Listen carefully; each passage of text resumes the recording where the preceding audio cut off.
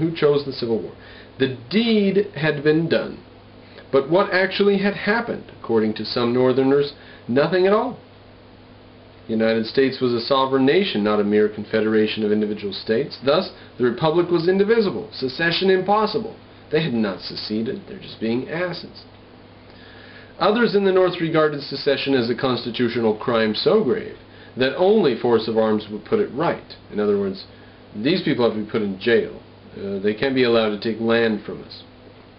Most Southerners were willing to fight to defend their action and their way of life. Many on both sides saw secession as the only peaceful way to resolve their quarrels. In any case, it was the beginning of the end of the early Union, an event that Southerners called the Second American Revolution. Looked at another way, it marked the end of the beginning, an abrupt halt to the nation's first phase of helter-skelter growth. It would lead, after 4 months of increasing hostility, to the deadliest of American wars, a struggle that would drag on 4 years and consume the lives of more than 620,000 young Americans, or roughly 1 out of every 50 citizens. This is 620,000. I've heard it as low as 429,000. Massive disparity. That's a disparity of 191,000 deaths. That's a massive disparity. World Book Encyclopedia, 1974, Volume 4. On February 13, 1819, James Talmage, now we skip quite a bit here, we skip to the end of the page over here, an obscure representative from New York introduced a resolution that electrified Congress. His measures sought to prohibit slavery in the Missouri Territory, a section of the Louisiana Purchase petitioning to enter the Union as a slave state. They wanted to come in with slavery. The proposed restriction reflected the North's growing anti-slavery sentiment. It also alarmed Southern planters, who feared that unless cotton cultivation continued to expand, their economy would wither and die as cultivated areas were eventually exhausted. So it was just well known in the industry that they needed more land, that you couldn't grow cotton on any given piece of land forever. Now, advance and fertilization and stuff like that could have changed that, but at the time they just took that for granted. Skipping a paragraph, the volatile issue of the extension of slavery to Missouri touched off an acrimonious debate that spanned 2 sessions of Congress. Abolitionist Northerners seethed with moral outrage. The Southern planters, trapped in their dependence on slavery, accused Northerners of exaggerating the evils of the institution and challenged the right of the North to meddle in Southern affairs. So they said, it's not that bad after all, and besides, it's none of your business. Finally, in 1820, Henry Clay of Kentucky hammered out a compromise. Now, the Civil War is 40 years later. You see how upset people are already. Henry Clay of Kentucky hammered out a compromise. Missouri would be admitted as a slave state, and Maine joined as a free state, preserving balance in the Senate. In addition, a demarcation line would be drawn at latitude 36 and 30. Henceforth, new states north of the line would be free, those south of the line, slave. So, strike of a pen devotes an entire region to having humans in it subjected to being whipped and killed. The Missouri Compromise represented a watershed in American politics. For the first time, an action by Congress had aligned the states against each other on a sectional basis. For the first time. I don't know how profound that is. It seems pretty strikingly profound to me. If you investigated it, that might not be an essential. I don't know, I just don't know what to think of that. Let's skip just a bit here. Once an ardent young nationalist who promoted a national defense, a national bank, and a national protective import tariff, Calhoun eventually realized that the import tariffs he had championed protected northern manufacturers and raised the prices Southerners paid for imported goods. Calhoun used to be a protectionist. Then he realized, wait a minute, that's making us pay more. We could buy cheaper goods from, Britain or whatever.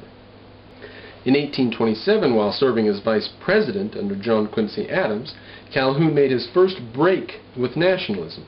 On the Senate floor, he cast the decisive vote against a new tariff bill that threatened to deepen the Southern recession. So the unions or whoever, somebody's always in favor of tariffs. The steel industry, increase tariffs so that we have more steel jobs kept in America. Everybody wants tariffs. The tariffs are not good for anybody, but everybody wants them. And that was, just the constant pressure throughout the 1800s was tariffs.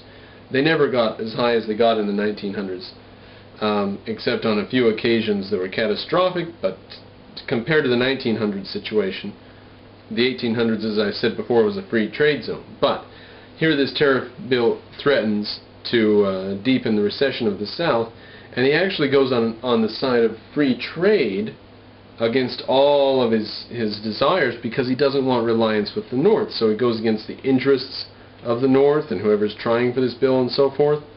And he decided the vote. Of course, he's vice president. It came down to a tie, and it was up to him. But the following year, rival politicians rammed an even higher tariff through Congress. Angry Southerners labeled it the tariff of abominations, and soon they were blaming it for all their economic ills.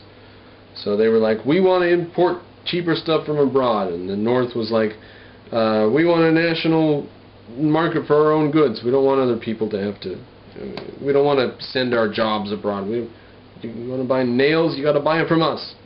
That seems like a legitimate gripe, doesn't it? The South had a legitimate gripe there, didn't it? I don't give them 2 points of credit, though. I don't.